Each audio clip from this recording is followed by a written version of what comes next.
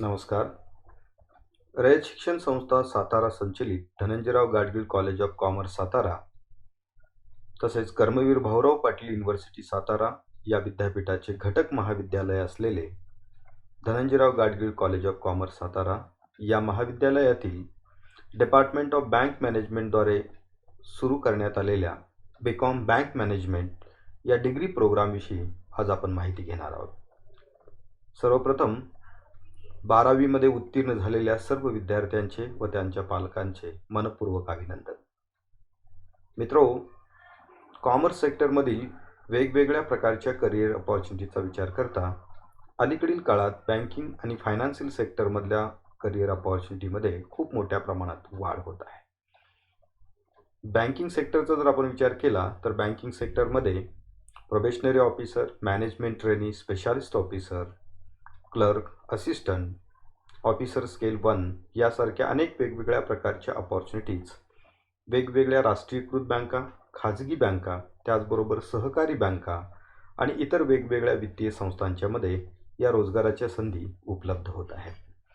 या संधीपर्यंत घेऊन जाण्यासाठी एक सर्वात उत्तम मार्ग म्हणजे बँक मॅनेजमेंट या विषयामधील बीकॉम डिग्री प्रोग्राम. तर आज आपण या डिग्री प्रोग्रामविषयी आणि महाविद्यालयाविषयी जाणून घेणार आहोत. मित्रो, Dhananjayrao Gadgil college of commerce हे एक त्या ठिकाणी ॲटॉनॉमस कॉलेज आहे व ते नवीन स्थापन झालेल्या कर्मवीर भाऊराव पाटील विद्यापीठ सातारा या विद्यापीठाचे घटक महाविद्यालय आहे. या महाविद्यालयामध्ये बीकॉम, त्याचबरोबर BCA, बीकॉम IT आणि बीकॉम बँक मॅनेजमेंट यासारखे विविध डिग्री प्रोग्राम या ठिकाणी चालवले जात आहेत. महाविद्यालयामध्ये एंटरप्रेन्योरशिप डेव्हलपमेंट्स आणि स्किल डेव्हलपमेंट सेल, त्याचबरोबर जिमखाना, बॅचलर ऑफ कम्प्युटर ॲप्लिकेशनमधील विशेष डिग्री, त्याचबरोबर बीकॉम IT मधील डिग्री प्रोग्राम देखील या ठिकाणी उपलब्ध आहे. बीकॉम बँक मॅनेजमेंट हा एक वैशिष्ट्यपूर्ण डिग्री प्रोग्राम 2013मध्ये या महाविद्यालयात सुरू झालेला असून आज अखेर अनेक वेगवेगळ्या बॅचेसच्या माध्यमातून बीकॉम बँक मॅनेजमेंट त्याचबरोबर MCOM बँक मॅनेजमेंटची डिग्री घेऊन अनेक विद्यार्थी देशातील वेगवेगळ्या बँका व वित्तीय संस्थांच्यामध्ये ऑफिसर, असिस्टंट यासारख्या वेगवेगळ्या पदावरती कार्यरत आहेत. मित्रो, या डिग्री प्रोग्राममध्ये जर आपण पाहिलं तर बँकिंग सेक्टरमधल्या अनेक वेगवेगळ्या सब सेक्टरविषयीचं ट्रेनिंग आणि त्याचबरोबर त्या ठिकाणी त्या सेक्टरमध्ये जाण्यासाठी आवश्यक असणाऱ्या दिशा देण्याचं काम या विभागाच्या माध्यमातून त्या ठिकाणी केलं जात आहे. हा एक वैशिष्ट्यपूर्ण विभाग असून या विभागामध्ये विद्यार्थ्यांना बँकिंग व फायनान्शियल सेक्टरचे ट्रेनिंग देण्यासाठी stock market lab, simulation lab, त्याचबरोबर त्या ठिकाणी अनेक वेगवेगळ्या प्रकारची शैक्षणिक उपकरणे उपलब्ध करून देण्याची व्यवस्था करण्यात आलेली आहे. बँकिंग हे एक असं सेक्टर असून त्या सेक्टरची सर्वांनाच त्या ठिकाणी भुरळ पडते. बँकेमधील मॅनेजर त्याचबरोबर ऑफिसर्स पाहिल्यानंतर आपल्याला देखील बँका किंवा वित्तीय संस्थांच्यामध्ये अशा प्रकारचं ऑफिसर होण्याची इच्छा ही निश्चितपणे त्या ठिकाणी विद्यार्थ्यांच्या मनामध्ये जागृत होत असते. परंतु मित्रो, या सेक्टरमध्ये जाण्यासाठी आवश्यक असणाऱ्या जर क्वालिफिकेशन्स आपण पाहिल्या तर सर्वसाधारणपणे यापूर्वी बीकॉम ही डिग्री त्या ठिकाणी मान्य केली जात होती किंवा ती अपेक्षित होती.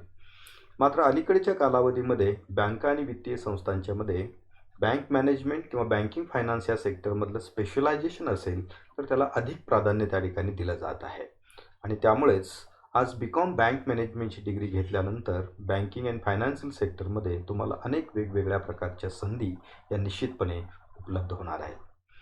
मित्रो, नॅशनल एज्युकेशन पॉलिसी 2020नुसार सर्वच महाविद्यालयामधील डिग्री प्रोग्राममध्ये महत्त्वपूर्ण बदल झालेला असून की त्यामध्ये 2 वेगवेगळ्या प्रकारचे आज ऑप्शन उपलब्ध आहेत. की कोणत्याही प्रकारची डिग्री BA, BCom, BSc सारखी डिग्री जर आपल्याला घ्यायची असेल तर त्यामध्ये 3 वर्षाची डिग्री आणि 4 वर्षाची डिग्री असे 2 ऑप्शन आता त्या ठिकाणी आपल्याला उपलब्ध आहेत.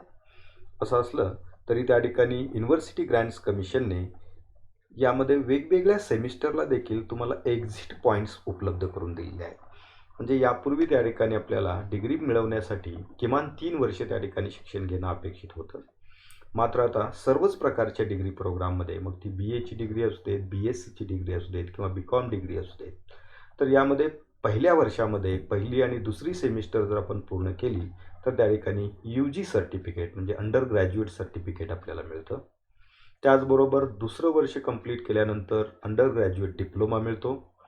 3 वर्षे पूर्ण केल्यानंतर त्या ठिकाणी बी.कॉमची डिग्री मिळते आणि 4 वर्षे पूर्ण केल्यानंतर म्हणजे एकूण 8 सेमिस्टर पूर्ण केल्यानंतर बी.कॉम विथ रिसर्च किंवा बी.कॉम विथ ऑनर्स ही डिग्री मिळण्याची आता व्यवस्था झालेली आहे.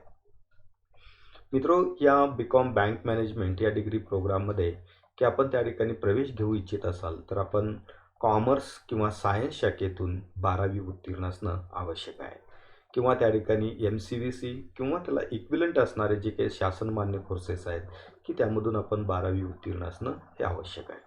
म्हणजेच बी.कॉम बँक मॅनेजमेंट हा डिग्री प्रोग्राम केवळ त्या ठिकाणी कॉमर्सच्या विद्यार्थ्यांसाठी नसून तो सायन्स, MCVC आणि इतर समकक्ष शाखेतील विद्यार्थ्यांच्यासाठी देखील हा कोर्स खुला आहे.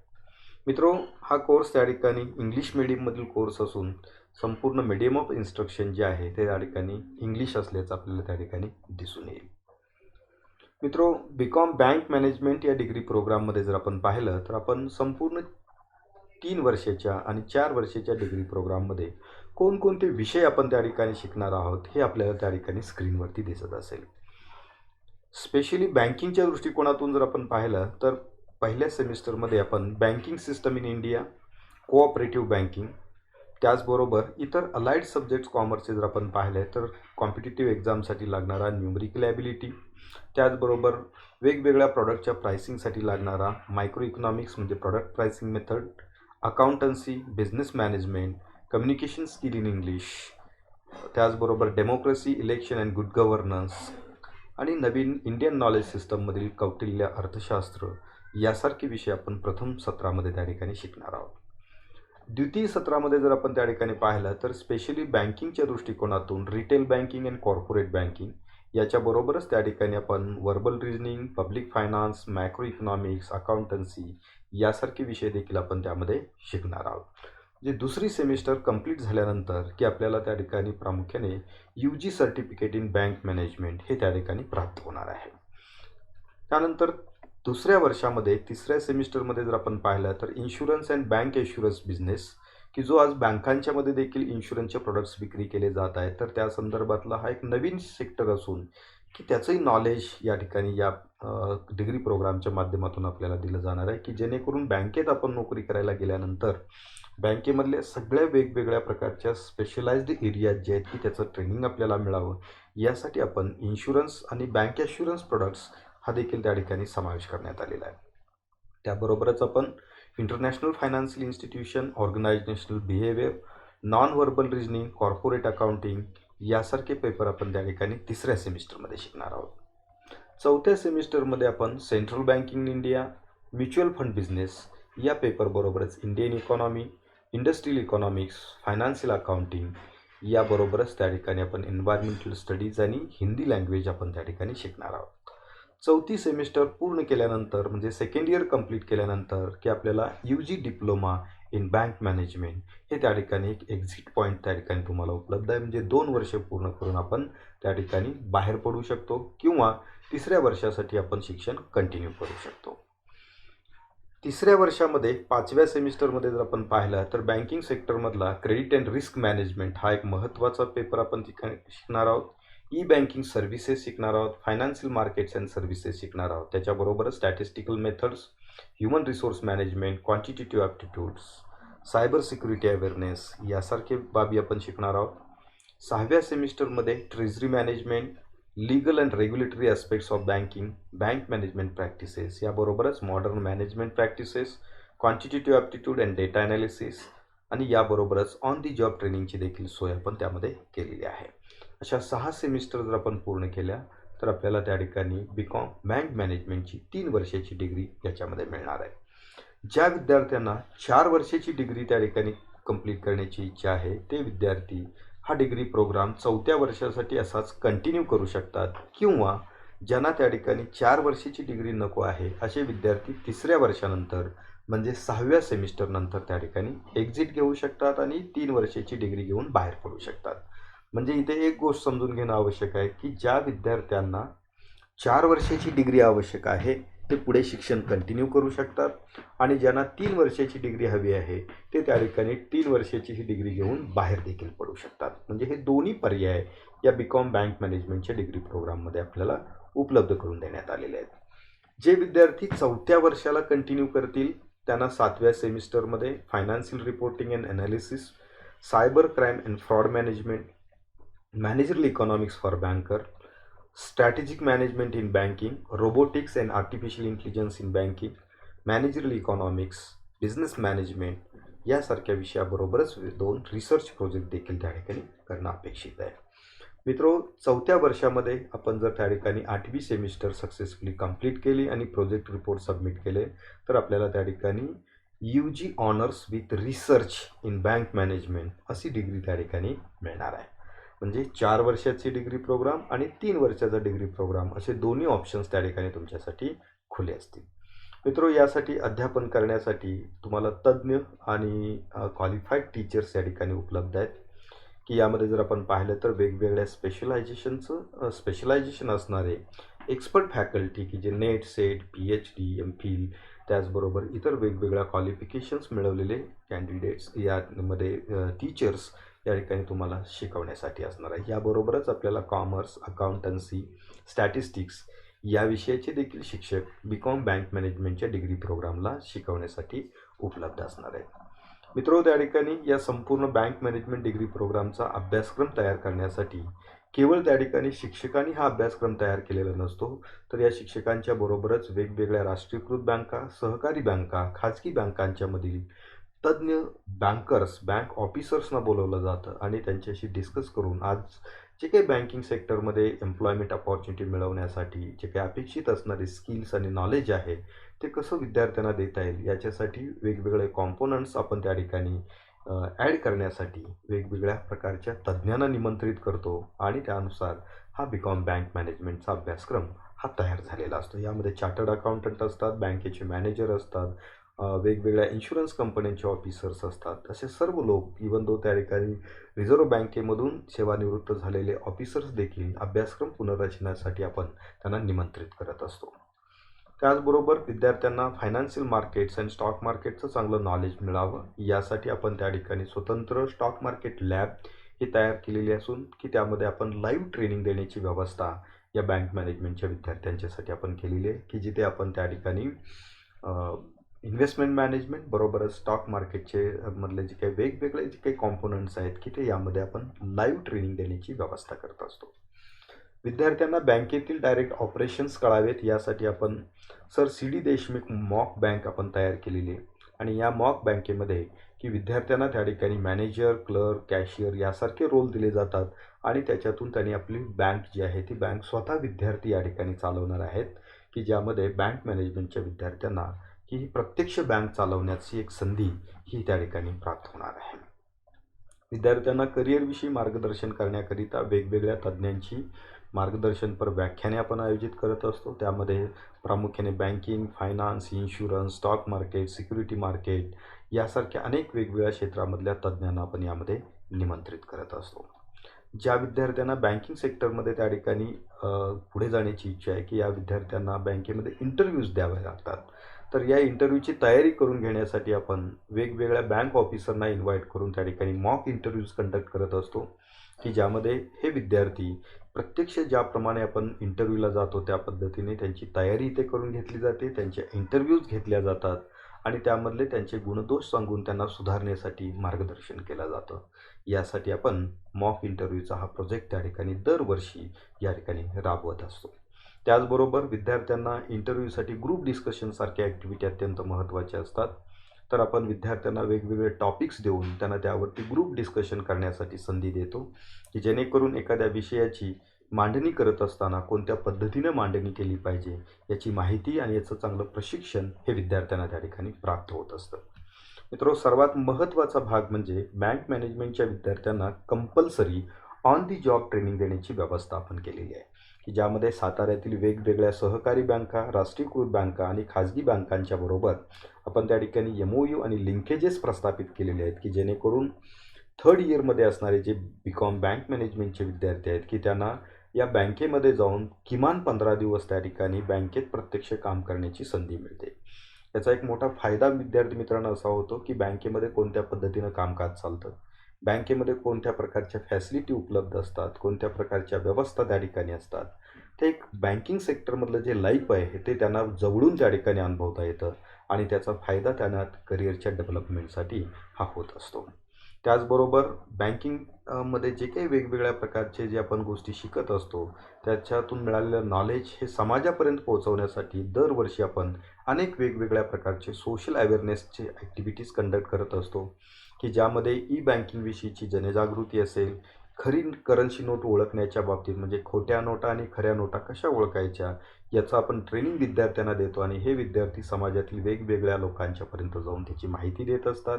ATMचा वापर कसा करावा, मोबाईल बँकिंगच्या ॲप्लिकेशनचा म्हणजे मोबाईल ॲपचा वापर सुरक्षितपणे कसा केला पाहिजे, डेबिट कार्ड, क्रेडिट कार्डचा सुरक्षित वापर कसा केला पाहिजे, याविषयीची देखील माहिती आपण समाजामध्ये जाऊन देत असतो, की ज्यामध्ये विद्यार्थ्यांना स्वतः त्या ठिकाणी आपलं नॉलेज समाजापर्यंत पोहोचवण्याची ही एक संधी प्राप्त होत असते. मित्रो, दरवर्षी आपण त्या ठिकाणी लाईव्ह ऑनलाईन बजेटचा सेशन घेतो, की ज्यामध्ये प्रत्यक्ष बजेट सुरू असताना विद्यार्थ्यांना पाहण्याची संधी आपण देतो. त्यावरती वेगवेगळे डिस्कशन्स आपण घेतो, वेगवेगळे पॅनल डिस्कशन्स घेत असतो, की जेणेकरून या बजेटचा बँकिंग सेक्टरवरती, ओव्हरऑल इंडियन इकॉनॉमीवरती होणारा अनुकूल, प्रतिकूल परिणाम की याची चिकित्सा करण्याची संधी देखील विद्यार्थ्यांना याच्यामधून मिळत असते. बँक मॅनेजमेंटचे विद्यार्थी स्पोर्ट, कल्चरल यासारख्या ॲक्टिव्हिटीमध्ये सुद्धा पार्टिसिपेट होत असतात आणि त्यासाठी देखील एक पोषक अशा प्रकारचं वातावरण या डिपार्टमेंटच्या माध्यमातून विद्यार्थ्यांना आपण उपलब्ध करून देत असतो.